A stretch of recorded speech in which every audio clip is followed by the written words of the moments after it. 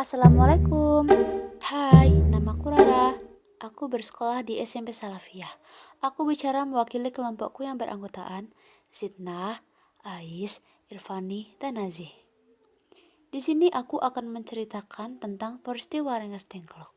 Pada tahun terakhir Perang Dunia II, Amerika Serikat menjatuhkan bom atom di Jepang, tepatnya di kota Hiroshima pada 6 Agustus 1945. Dan disusul lagi di kota Nagasaki pada 9 Agustus 1945. Akibat kejadian ini, korban jiwanya mencapai 129.000 jiwa. Peristiwa Rengas Dengklok dimulai saat Jepang menyerah kepada Amerika Serikat. Jepang berjanji akan memerdekakan Indonesia pada 24 Agustus 1945 dengan membaca teks proklamasi yang akan ditugaskan anggota PPKI. Kabar ini beredar hingga ke telinga Sultan Syahrir yang sedang berada di luar negeri. Sultan Syahrir pun pulang ke Indonesia dan mengusulkan kepada Soekarno dan Hatta untuk membacakan teks proklamasi tanpa harus menunggu sidang PPKI, karena Sekutu akan menganggap kemerdekaan Indonesia itu hasil pemberian Jepang.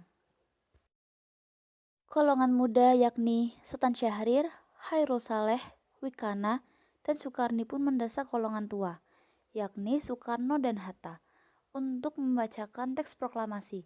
Namun, golongan tua tidak setuju dan akan membacakan teks proklamasi setelah sidang PPKI.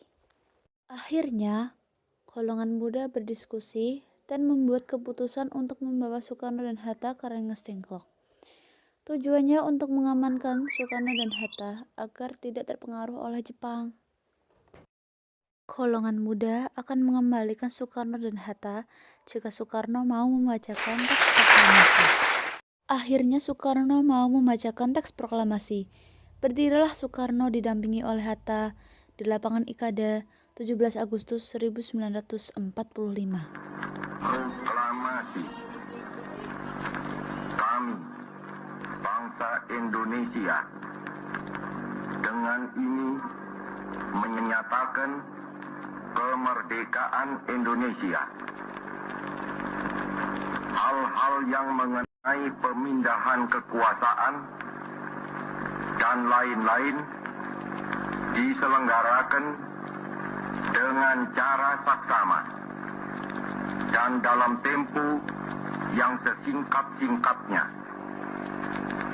Jakarta, 17 Agustus 1945, atas nama bangsa Indonesia, Soekarno, Hatta.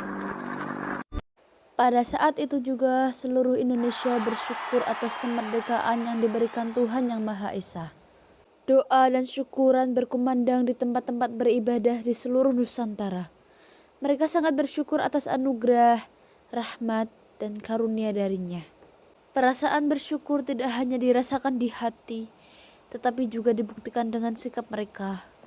Kemerdekaan yang damai, kemerdekaan yang sangat berharga lebih dari apapun, kemerdekaan yang dapat kita rasakan sampai detik ini, semua harus kita jaga dengan sepenuh jiwa hingga menutup mata.